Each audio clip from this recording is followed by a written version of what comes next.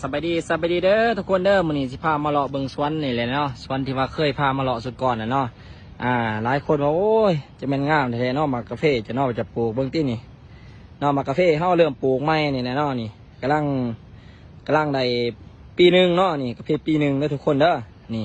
เวลาที่เฮาปลูกกาแฟเนาะเฮาก็จะซับผักบัวไว้โลดเนาะนี่ซับผักบัวไว้เลยเห็นบ่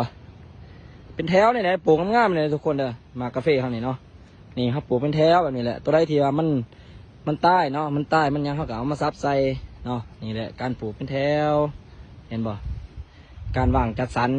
สวนแบบนี้เลยเด้อทุกคนเด้อเห็นบ่พูนแมนเบิร์ดพูนเนาะก่อนที่ว่าเฮาสิได้เก็บมากาแฟนี่เฮาก็ได้ปลูกผักหลายอย่างเลยได้นี่ผักบัวพังยางเห็นบ่ผักบัวเฮาปลูกแบบนี้ละปลูกเป็นเดินนั่นนี่เด้อทุกคนเด้อนี่เนาะนี่ครับปลูกเป็นเดินนั่นนี่แหละเห็นบ่ผักบัวเฮา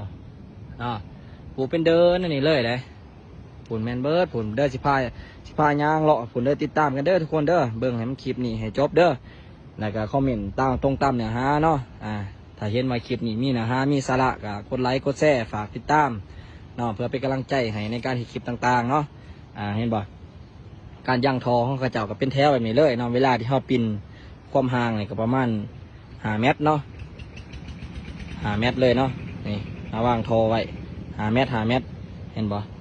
นี่วางกระเพาะเฮานี่กับประมาณ1 เมตรเนาะกระเพาะนี่เมตรเนาะความห่างกันมิลลิเมตรเบอร์นี่ก็1 เมตรเนาะความหมายแบบนั้นเป็นสี่เหลี่ยมเนาะสี่แจ้เลยสี่แจ้เป็นมุมงามแบบนี้แหละเนาะนี่เห็นบ่เบียร์กระเพาะงามเลยทุกคนเห็นบ่นี่กำลังเป็นภูมินี่อีก3 ปีอีก2 ปีเนาะอีก2 ปีนี่มันเหลือปีหนึ่งแหละอีก2 ปีนี่พอดีงามเลยนี่ได้เก็บหมากแล้วเนาะอีก2 ปีได้เก็บหมากนี่ป้อมงามเลยนี่ปีนาเนี่ยก็โอ้ใบเขียวใบงามหมดแล้วนี่กลางแตกออกเนาะหมากงามคุณผักสิพายางรอหอเทิงเพื่อนทุกคนเด้อติดตามบังเด้อเห็นบอกการวางทอกับแบบนี้แหละเนาะมีคลิปต่างๆในข่อยเฮ็ดในเบิ้งนั่นแหละเนาะการวางทอวางยางนี่ก็มีเบิร์ดการใส่สปริงเกอร์เนี่ยได้เนาะนี่ถ้าปลูกก็ปลูกเป็นหลุดนี่แหละปลูกจะเบิ้งตีแต่ผ่านมาแม่นผักบัวเบิดแหละครับปลูกนี่เนาะปุ่นทรายปุ่นแม่นผักบัวเบิดปุ่นแม่นเบิดนี่เบื้องนี้ก็เป็นหลุดเนาะเบื้องนี้ก็เบื้องน้อยอีกเนาะเบื้องน้อยแล้วก็เบื้องใหญ่ผมไม่เขาปลูกละลุดกันนะเบื้องนี้ก็จะได้ลกแล้ว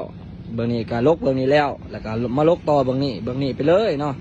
เขาจะไม่ได้ปลูกบาเดียวเราขั้นปลูกหลายเนาะขั้นว่าเขาเอาบ่ท่านนี่ก็จะพามาเบื้องใหญ่เนาะเบื้องนั้นเห็นบอกเป็นแป้น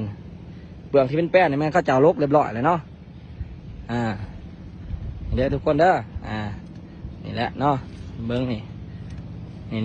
ผักส่วนที่มันใหญ่เนาะผักส่วนที่ใหญ่แล้วนี่ผักส่วนที่ใหญ่แล้ว